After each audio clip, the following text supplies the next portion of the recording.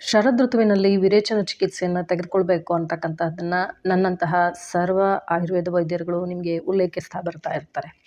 ಹಾಗಿದ್ರೆ ಈ ಶರದೃತುವಿನ ಮಹತ್ವ ಏನು ಮತ್ತು ವಿರೇಚನದ ಮಹತ್ವವೇನು, ಯಾಕೆ ಎಲ್ಲರೂ ವಿರೇಚನವನ್ನು ತೆಗೆದುಕೊಳ್ಬೇಕು ಅಂತಕ್ಕಂತಹ ಪ್ರಶ್ನೆಗಳಿದ್ರೆ ದಯವಿಟ್ಟು ಈ ವಿಡಿಯೋ ನಿಮಗಾಗಿ ತಪ್ಪದೆ ವೀಕ್ಷಿಸಿ. ವಿರೇಚನ ಅಂತಕ್ಕಂಥದ್ದು ದೇಹ ಮತ್ತು ಶರೀರ ಈ ಎರಡರಲ್ಲೂ ಕೂಡ ದೋಷಗಳನ್ನು ನಿವಾರಣೆ ಮಾಡ್ತಕ್ಕಂಥದ್ದು, ದೇಹಕ್ಕೂ ಮನಸ್ಸಿಗೂ ಬಲವನ್ನು ಕೊಡ್ತಕ್ಕಂಥದ್ದು. ಹಾಗೆ ಒಂದು ನಿರ್ದಿಷ್ಟ ವಿಧಾನದಿಂದ ನಮ್ಮ ಜೀರ್ಣಾಂಗ ವ್ಯವಸ್ಥೆಯನ್ನು ಹದಗೊಳಿಸಿ ನಂತರದಲ್ಲಿ ಬೆಳಿಗ್ಗೆ ಒಂದು ನಿರ್ದಿಷ್ಟ ಸಮಯದಲ್ಲಿ ವಿರೇಚನ ದ್ರವ್ಯವನ್ನು ಕೊಟ್ಟಾಗ 45 ನಿಮಿಷಗಳ ನಂತರ ಆ ಔಷಧಿ ತನ್ನ ಪ್ರಭಾವವನ್ನು ಬೀರೋದನ್ನು ತೋರಿಸೋದಕ್ಕೆ ಶುರು ಮಾಡುತ್ತೆ.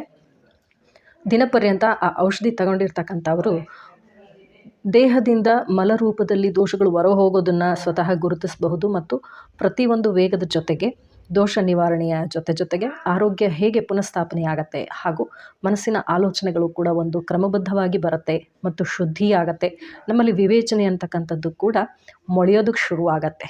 ಹಾಗೆ ವಿಚಾರ ವಿಮರ್ಶೆ, ಪರಿಣಾಮ, ಪ್ರಭಾವ ಇವುಗಳನ್ನು ಕೂಡ ನಾವು ಮಾಡ್ತಕ್ಕಂತಹ ಕೆಲಸಗಳ ಪರಿಣಾಮ ಏನು, ಯಾವ ಪ್ರಭಾವವನ್ನು ಹೊಂದುತ್ತೆ, ನಾವು ಯಾವ ಉದ್ದೇಶದಿಂದ ಎಷ್ಟು ಪ್ರಭಾವ ಅಥವಾ ಎಷ್ಟು ಪ್ರಯತ್ನದಿಂದ ಆ ಕೆಲಸವನ್ನು ಪೂರೈಸಬೇಕು ಅಂತಕ್ಕಂತಹ ಮಾಹಿತಿಯನ್ನು ನಮಗೆ ವಿಚಾರಕ್ಕೆ ತರುವಂತಹ ಒಂದು ಸೂಕ್ಷ್ಮ ಕೆಲಸ ಕೂಡ ಈ ವಿರೇಚನದಿಂದ ಆಗೋದ್ರಿಂದ ಹಾಗೂ ಶರದೃತುವಿನಲ್ಲಿ ವಿಶೇಷವಾಗಿ ಪಿತ್ತದ ಕಾಲವಾಗಿರೋದ್ರಿಂದ ಪಿತ್ತದ ಸಮಯದಲ್ಲಿ ನಮ್ಮ ಜೀರ್ಣಾಂಗ ವ್ಯವಸ್ಥೆಯನ್ನು ಈ ರೀತಿ ಶುದ್ಧಿ ಮಾಡ್ಕೊಳ್ಳೋದ್ರಿಂದ ಆರೋಗ್ಯ ಮತ್ತು ಭವಿಷ್ಯ ಎರಡೂ ಚೆನ್ನಾಗಿರುತ್ತೆ ಮತ್ತು ಸುಂದರವಾಗಿರುತ್ತೆ.